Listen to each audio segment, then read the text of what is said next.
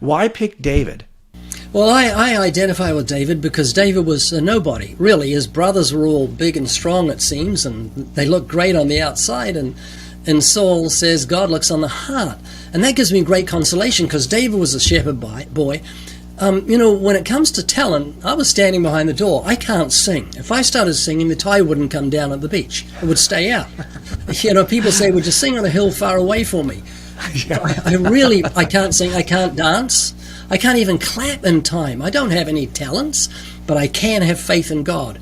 Anyone, no matter how tall, talentless, short, fat, skinny, black, white, whoever you are, you can have faith in God.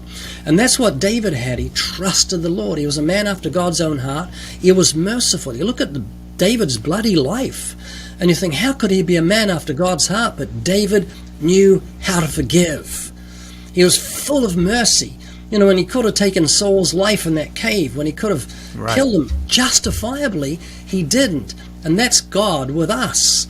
And so David was a man after God's own heart. So David inspires me. The whole thing with Goliath inspires me. Not that I want to go around killing enemies. Right, yeah, sure. But the fact that he took a smooth stone, he took 5 of them, and only 1 stone he picked up. And God can use you and I as smooth stones to take the enemy down if we'll have faith in him, if we'll trust in him. So I find the life of David, especially the Psalms, are tremendously inspiring.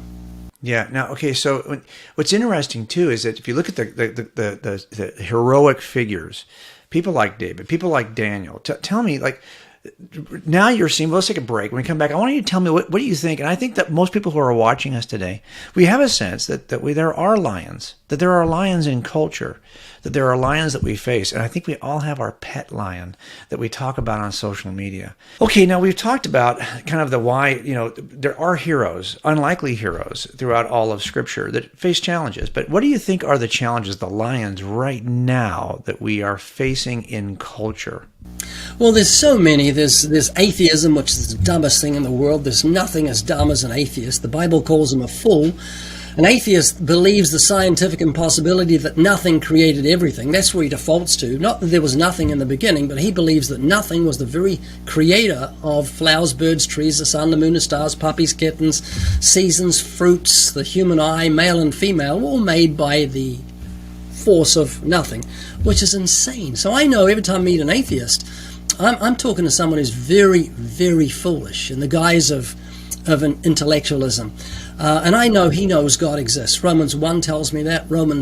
Psalm 19 verse 1 tells me the heavens declare the glory of God. Glory of God. So I move away from his intellect to his conscience as quickly as I can. And often I'll say to an atheist, you're only choosing atheism because you want to have sex with your gorgeous girlfriend. Is that right? It's not an intellectual issue. It's a moral issue. And I've had many atheists say, "Yeah, you've nailed it," and they smile out of guilt because that's what men love darkness rather than light because their deeds are evil. Neither way they come to the light, lest their deeds be exposed.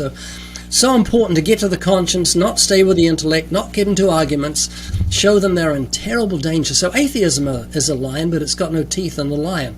You've got abortion, which we're not really winning that battle against abortion. You've got homosexuality, which is a great wave of uncleanness coming upon the nation. You've got pornography, you've got blasphemy. All these are great lions, but there's one thing that takes all those lions down, takes them out in an instant, and that's the power of the everlasting gospel. When I became a Christian, the second I was born again, I was one man, one woman in marriage. I was pro-life as you could get. I was anti everything that was bad, everything that God hated, I hated. Why? Because God had taken his law and written it upon my heart and caused me to walk in his statutes, which is what happens at the new birth. So our agenda as Christians isn't to clean up society, it's to prepare people on Judgment Day to be saved from God's wrath. Even Jesus, who saves us from wrath to come. So we must never forget that. Now, fruit that comes from the gospel is a society that doesn't have abortions, that is sexually pure, a society that doesn't lie or steal. These are fruits of the gospel. But we mustn't put the cart before the horse. Gospel goes forth first, and then in the train of that will be all these things and the healings of the nation because of the power of the gospel. Now, you said something really important. You said, because I think most of us who know you know you as somebody who makes a case, makes a defense for the gospel. And what you said was interesting, right? Because it's true that most of what we're doing, you move right from the intellect.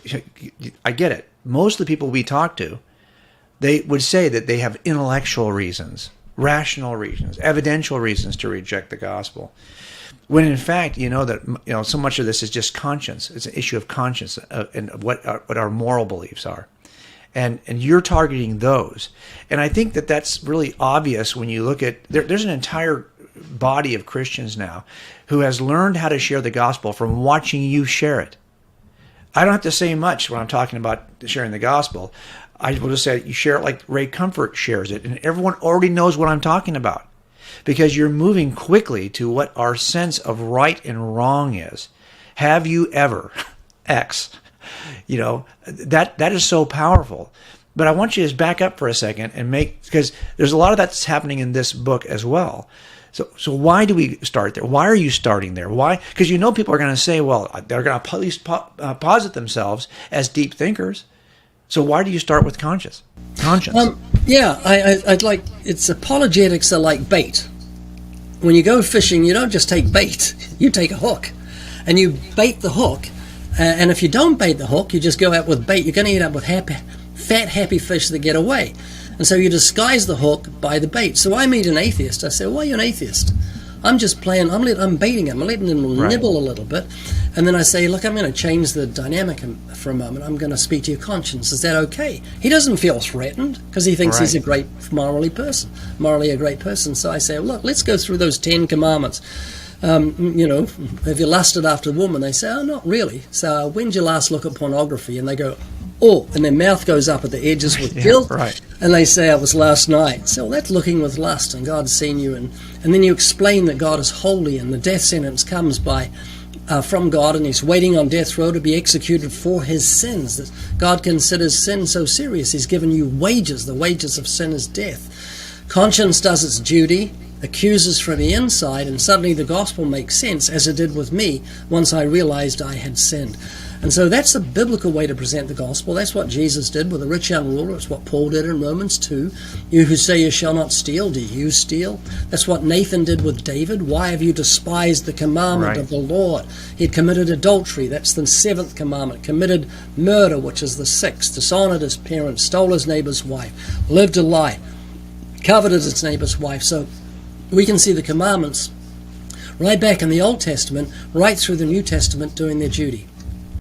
Yeah, good. And you know what's it's so great because I think sometimes what stops Christians from wanting to make a case is that they feel like there's such a body of evidence that I have to master in order to be able to respond to every intellectual objection against Christianity. When in fact, we are called to be able to share the gospel and the problem of sin, which it doesn't change person to person. I don't have to prepare for each person uniquely because the gospel is the overriding thing we're to be sharing. I think that's a very powerful approach. Now, you're one of the few people I know who has been consistently thinking creatively about tools you might be able to use on the street when you're making a case. And you were showing me before we started a tool that you have now used. I'm sure if I know you, you're using it in an evangelistic way. So tell me what it is about. It's very exciting. About 6 months ago, maybe longer, I started thinking about King Charles III when he gets coronated or crowned, the coronation on May the 6th, what he's going to do. And I don't know if you know what he's going to do. He's going to lay his hand on the Bible, and he's going to swear to uphold salvation by grace through faith, without works. He's called to be the defender of the faith. He's going to be given 3 swords. One's a blunt sword, sword of mercy. One's a sharp sword, sword of justice.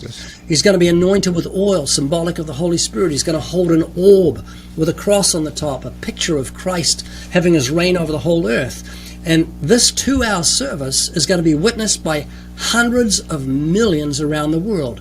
In other words, the world is going to church. And I thought, man, I'd like to produce a gospel tract that has Charles on the front, kind of like this, and give them away at the coronation. And so I was thinking about it. I made a little video, very rough, sent it to my team. Straight after that, someone emailed me and says, what are you working on?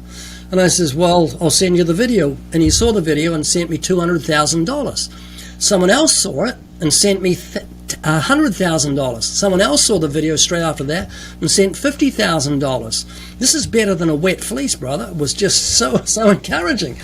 And I thought, God normally doesn't do this. So we've created a website where people can we printed 6 million of these gospel tracts. This is looks like a 50-pound note with the gospel on the back. We printed 6 million, and we're giving them away shipping free. We pay the shipping. These are free and lots of 1,000. And we're offering them free shipping and the free tracts for Europe, United Kingdom, Australia, New Zealand, and the United States. And already our UK agent, 2 million have gone out. They just ordered another 1 million. And so nearly 3,000 Christians have actually signed up to go to London and give these out during the coronation. When people see the king come past, they call it God. They're going to see these as memorabilia. And all we're doing is what Paul did in Athens.